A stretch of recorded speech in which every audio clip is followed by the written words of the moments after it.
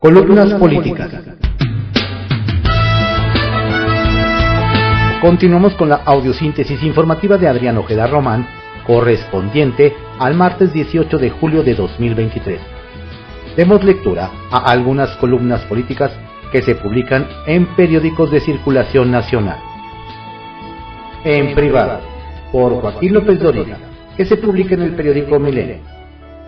De chachalaca a chachalaca.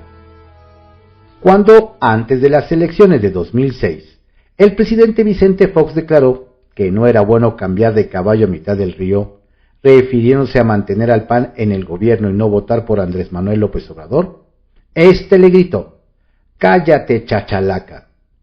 Y tras perder, víctima de un fraude ha sostenido siempre, empujó una reforma electoral, la de 2007, para impedir que un presidente de la República interviniera de modo alguno en el proceso electoral para favorecer o atacar a partido ni candidato alguno.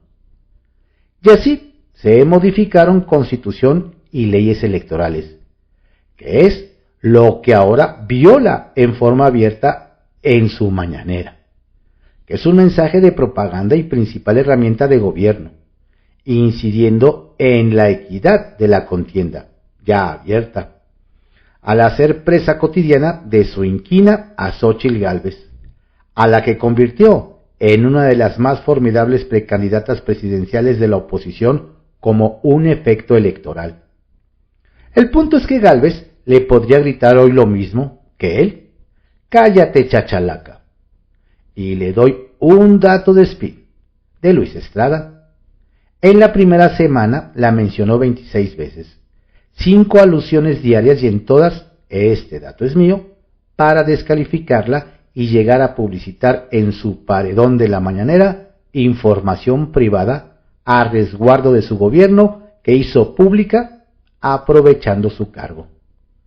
Hoy el presidente se ve enojado, pues su exceso de confianza lo llevó a construir, le decía, esta candidatura que eclipsa las ya oscuras de sus corcholatas, y de crecer y consolidar este proyecto, a desmontar la efectividad de su karma. La oposición está moralmente derrotada, aunque lo siga repitiendo. El reto es qué hará en el eventual y hoy aún lejano caso de perder las elecciones de 2024, si recurrirá al argumento por el que no quiso entregar la presidencia de la Alianza del Pacífico a la presidenta del Perú, por ilegítima y espuria, o aceptaría, porque aquella presidencia nunca fue suya y dijo que no. Retales. 1. Riesgo. Dice Gálvez que no tiene seguridad personal, lo que la hace presa de cualquier locura. De lo peor que podría sucederle a López Obrador es que fuera víctima de la violencia. Alguien en su gobierno debe decírselo, porque cualquier pedrada, por decirlo menos, le alcanzaría a él. 2. Vacaciones. El INE reconoció que el presidente no ha sido notificado de las medidas cautelares que le impiden hablar de la precandidata de la oposición. Y es que la Consejería Jurídica de la Presidencia está de vacaciones y no hay quien reciba hasta agosto. Y 3. Pausa. Parecía superado el conflicto presidencial con España, pero no. Alicia Bárcena, cuyo nombramiento aún no aprueba el Congreso, declaró que la pausa que decretó López Obrador sigue, que nada ha cambiado. Y eso que 2 días antes recibió al embajador español Juan Duarte Cuadrado. Arsenal, por Francisco García, que se publica en el periódico Excelsior. Pánico en Palacio. El presidente no respeta lo que dice. Estableció récord en la violación de un compromiso que segundos antes acababa de asumir en la mañanera de ayer. Vamos a cumplir con todos los ordenamientos legales, como siempre lo hacemos, y con las decisiones de los organismos electorales. Nada más que lo hacemos bajo protesta, aseguró.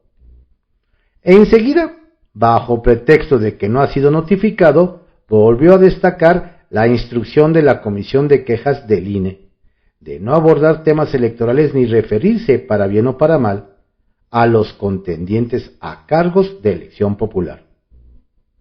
Otra vez Xóchitl Gálvez es el motivo de su pesadilla. Volvió a sesgar datos para descalificarla y hacerla aparecer como corrupta.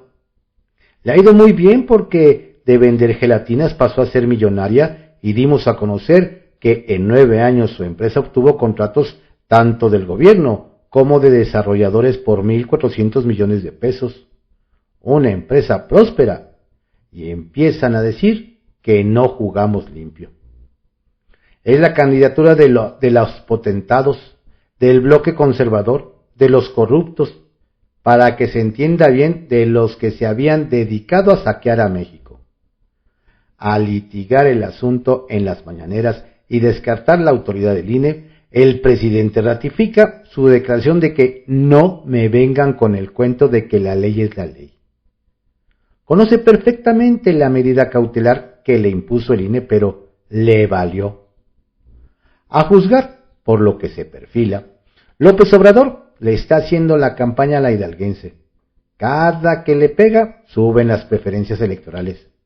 Sin sus ataques, dice ella, no estaría donde estoy. Una encuesta de México Elige, levantada entre el 11 y el 15 de julio en la plataforma digital, coloca a Xóchitl como la aspirante del Frente Amplio por México que puntea en la carrera por la candidatura presidencial. De acuerdo con la citada medición, Xóchitl subió 38 puntos en cosa de semanas y ya alcanza el 51% de las preferencias contra el 10.5% de Santiago Krill, 10% de Enrique de la Madrid y el 6% de Beatriz Paredes. Y ojo, la pregunta: si las elecciones fueran hoy y estos fueran los personajes, ¿por quién votaría? La respuesta fue Claudia Sheinbaum 27%, Xóchitl Gálvez 23%, Adán Augusto López 16.5%, Marcelo Ebrard 11% y Noroña 10%. El vertiginoso ascenso de la senadora trae muy preocupado a los súbditos del señor de Palacio. El impresentable gobernador de Veracruz, Cuitlao García, instó al SAT a investigar al aspirante del Frente Amplio por evasión fiscal. El diputado morenista Alejandro Robles presentó una denuncia ante la Fiscalía General de la República y la UIF del radical militante del Guinda, Pablo Gómez, por enriquecimiento ilícito y lavado de dinero. La propia hidalguense nos confirmó vía WhatsApp que le fue cancelado un contrato que tenía su empresa con Banobras. Previamente, en declaraciones en el Senado, aseguró despreocupada: voy bien, no tiene por dónde ganarme, no me va a encontrar nada. Así se meta a mi información del SAT. El jefe nacional del PAN, Marco Cortés, ya alzó la voz, condenó el uso ilegal de información para atacar a la senadora y pidió a Pablo Gómez que no haga activismo político desde la UIF.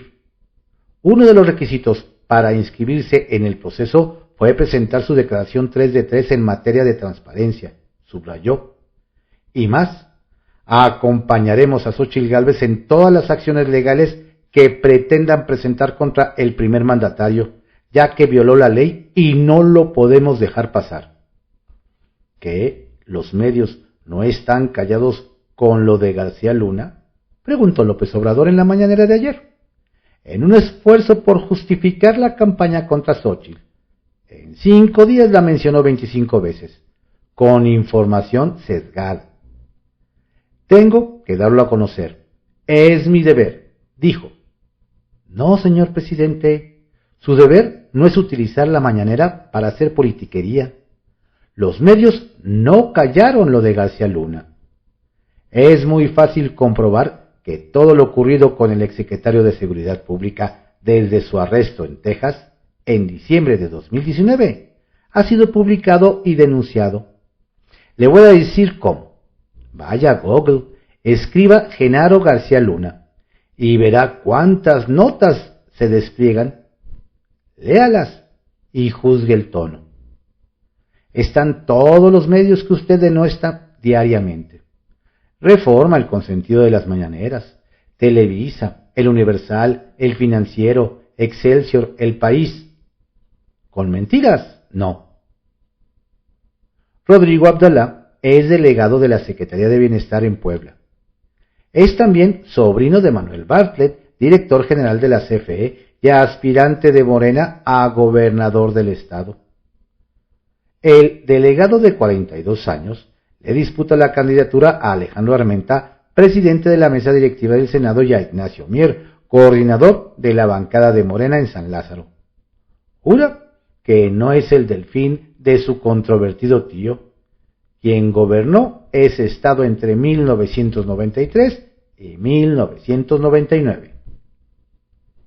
Uso de razón, por Pablo Iriar, que se publica en el periódico El Financiero. La hora decisiva. Declinar.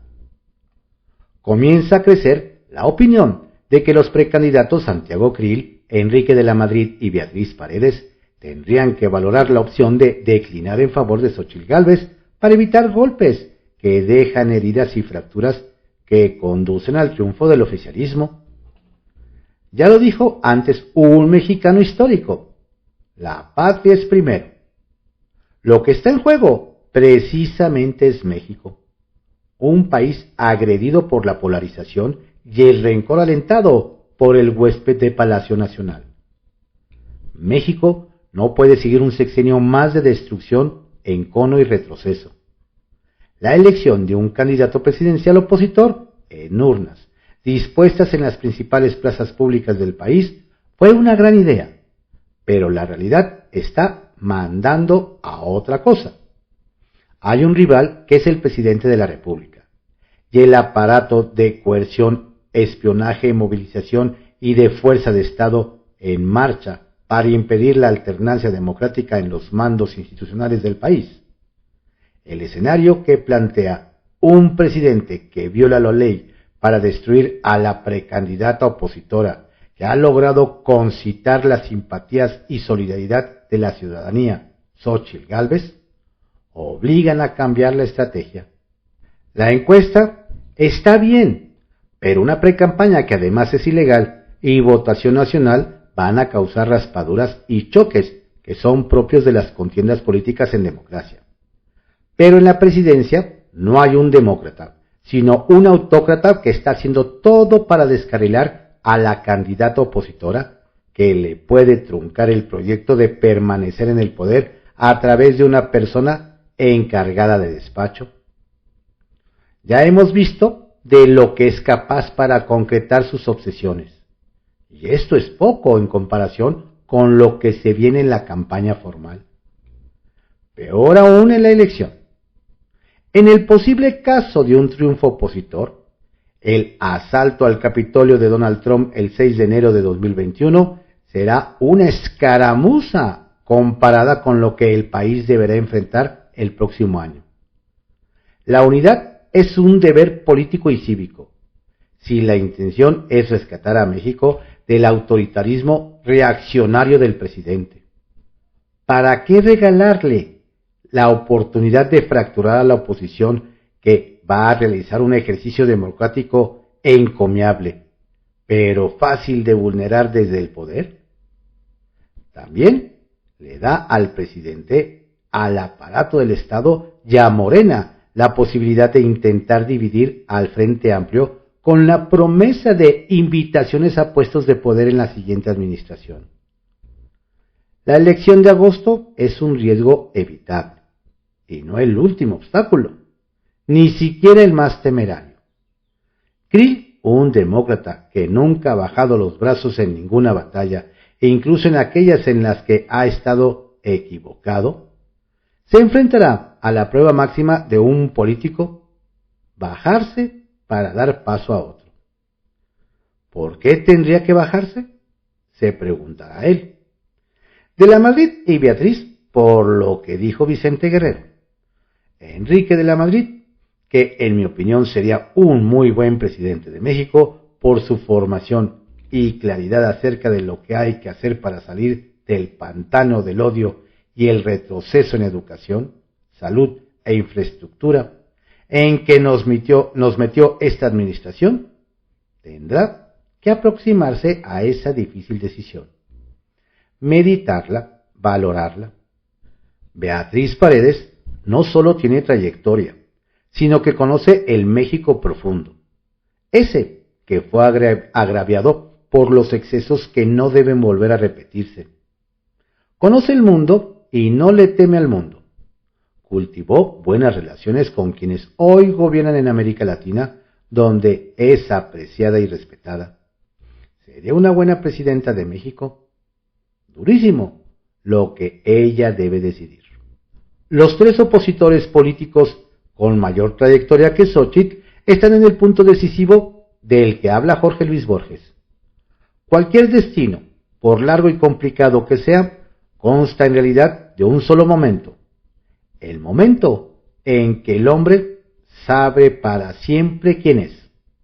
Serpientes y escaleras, por Salvador García Soto, que se publica en el periódico El Universal.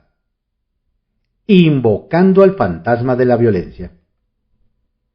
Si el escenario para la elección presidencial de 2024 ya se ve de por sí complicado y tenso, no solo por la competencia política, sino por el tamaño de los comicios en los que se renovarán más de 3,000 cargos de elección popular, desde la presidencia de la República y la totalidad del Congreso de la Unión, hasta 1,580 presidencias municipales, 31 congresos estatales y 9 gubernaturas estatales, incluyendo la de la capital de la República.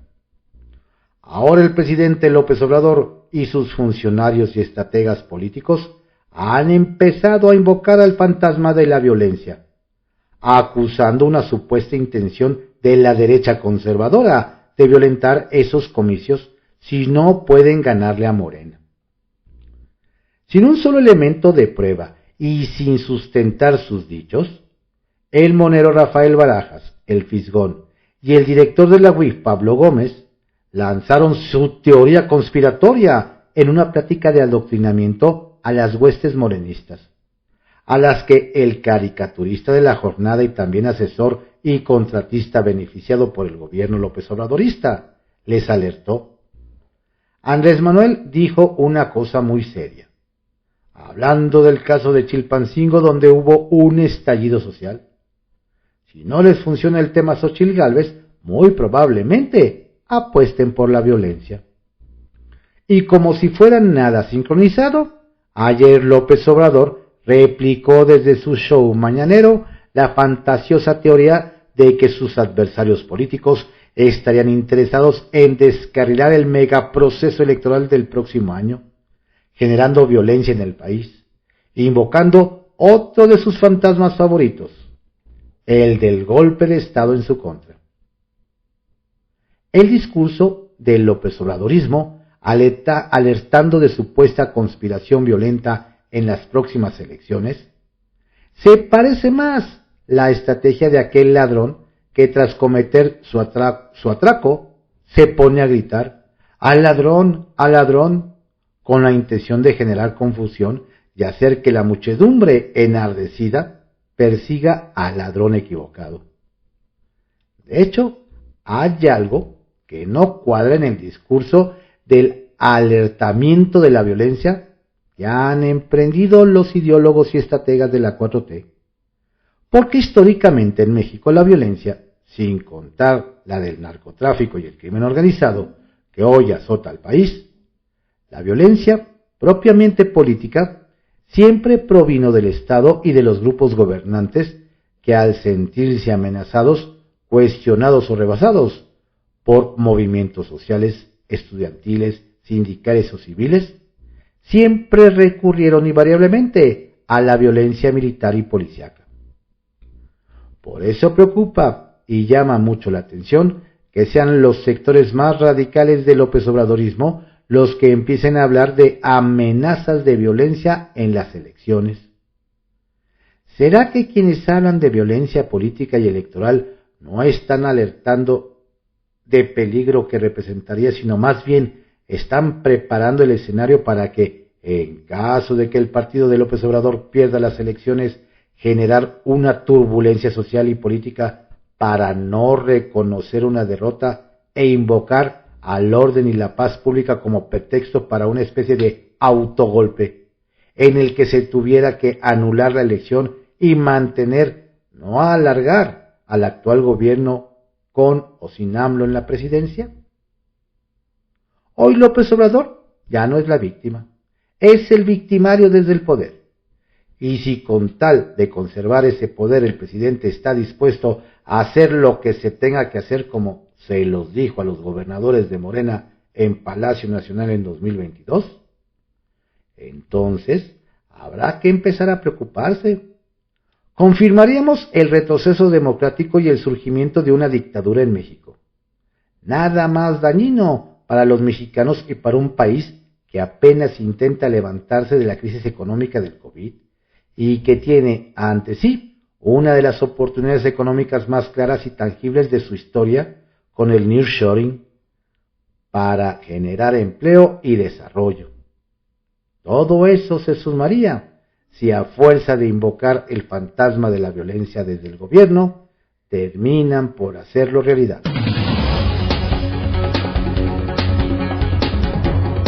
Estas fueron algunas columnas políticas que se publican en periódicos capitalinos de circulación nacional en la audiosíntesis informativa de Adrián Ojeda Román, correspondiente al martes 18 de julio de 2023. Lo invito a que escuche la audiosíntesis también por las plataformas de Spotify, Amazon Music, iHeartRadio, Audacity y Deezer. Y también en nuestras redes sociales de Telegram, Facebook, Twitter y también Instagram. Saludos cordiales de su servidor, Adrián Ojeda Castilla.